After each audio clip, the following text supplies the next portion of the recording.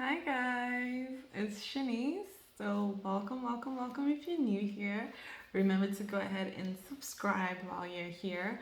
I am just gonna dive right in. We're talking about Praise Night 15 with our man of God, Pastor Chris Oyakhilome. If you had the chance to tune in, I know you were blessed. And today I'm just gonna do a recap of some high points for me, highlight key takeaways. I'm excited to hear what you'll have to say about it as well. So Pastor really started by going over what it means to truly praise. A lot of times we talk about praise and worship, and I really love how in this past couple of years, Pastor has just been breaking down what praise truly means. A lot of the times people say, "Oh, I praise you," but really to praise God, to give thanks, we should be more definitive about what we're praising Him for. You don't just say, "I praise you for everything." You start talking about specifically what you're thankful for. And we started diving into some amazing songs, starting with Gloria's Father, which was led by the teens, the Love World singers, the teens. And then we had our next set of songs, which just included some amazing ones, starting with King of Righteousness, led by Kasid, then Loving God, and one of my favorites was I Give You Thanks, Lord Incomparable, and I really loved the one led by Blessing that goes I Love You Now and Always, and then obviously we had Beauty of Your Grace by DSA. Then we had this video play talking about the Old Testament temple and tabernacle, and how those had really been a place primarily used to give offerings of sacrifice to God. And we know now in the New Testament that we've been made temples to God, and we offer the sacrifice of our lips to Him. And so we had key pastors in our ministry talking about worshiping and praising God, and how that's been transformed now with the revelation that we're in. And then we just had, another set of beautiful songs, including Faithful God, What a Life, led by Maya, and then Dare a Shepherd by Ellie J. And, first off, I just want to say what a blessing it is to have such talented singers using their art, their talent to praise God in this new dispensation and with this new revelation. It's beautiful. And then obviously Pastor had some of the more senior pastors in ministry share their thoughts on this new level of praise. And I personally loved what Pastor Diola said.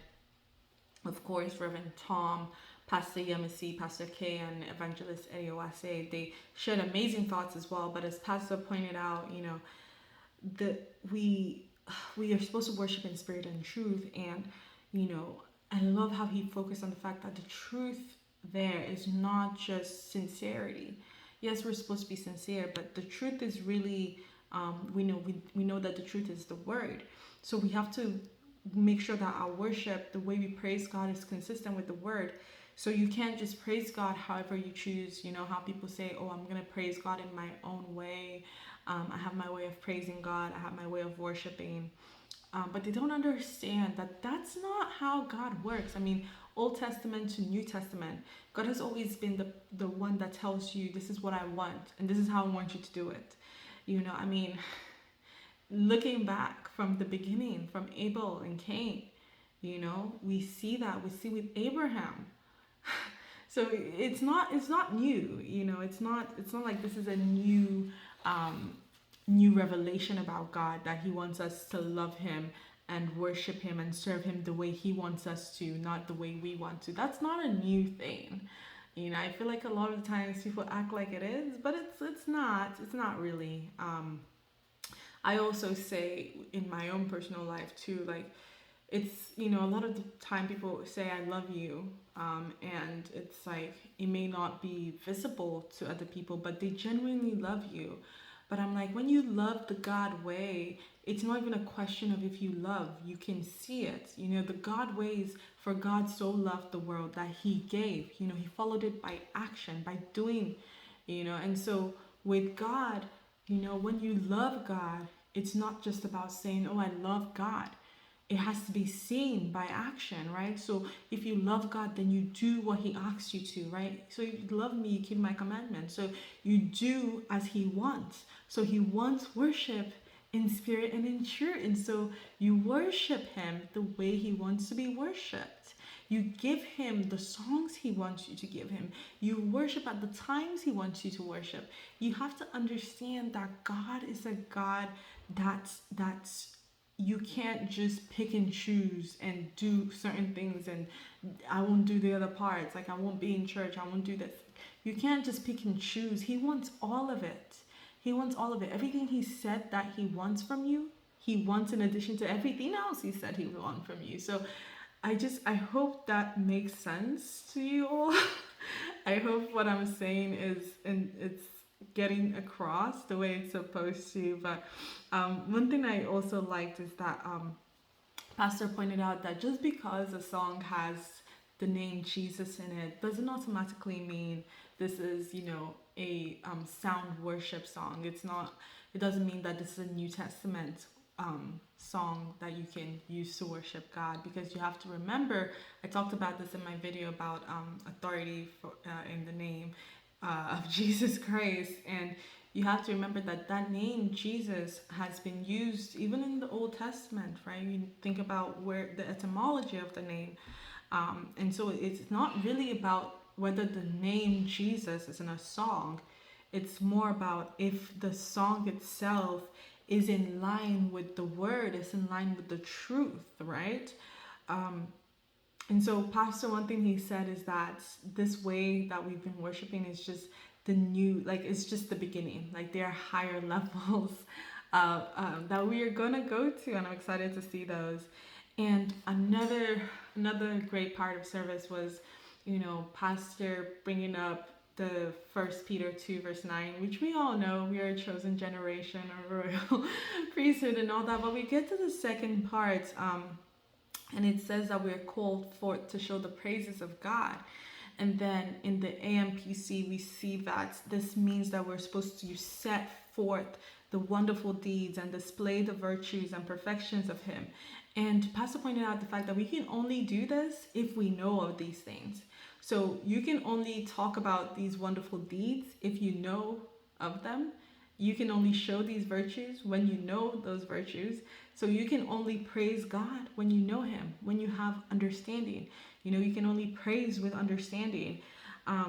And there's something that he said that just stayed with me. He said, songs are powerful, and if you keep singing songs, they have an effect over your life.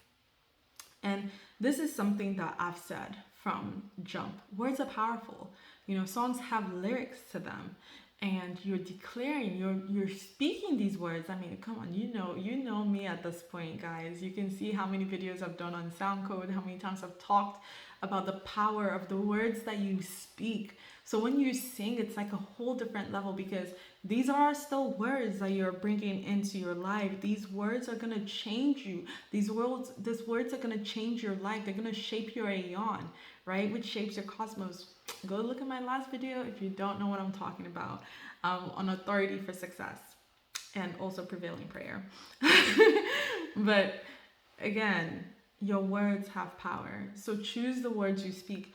And Pastor also talked about getting your mind right, having the right heart, you know.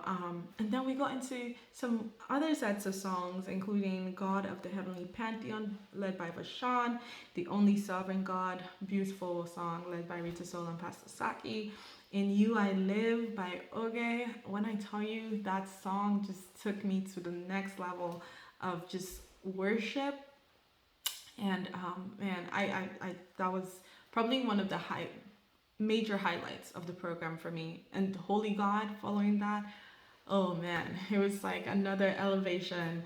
Then we had Everlasting King and Divine Destiny, and oh man, the songs were just beautiful. The beautiful songs, Your Boundless Love and The Only Mediator as well, led by Pastor Saki.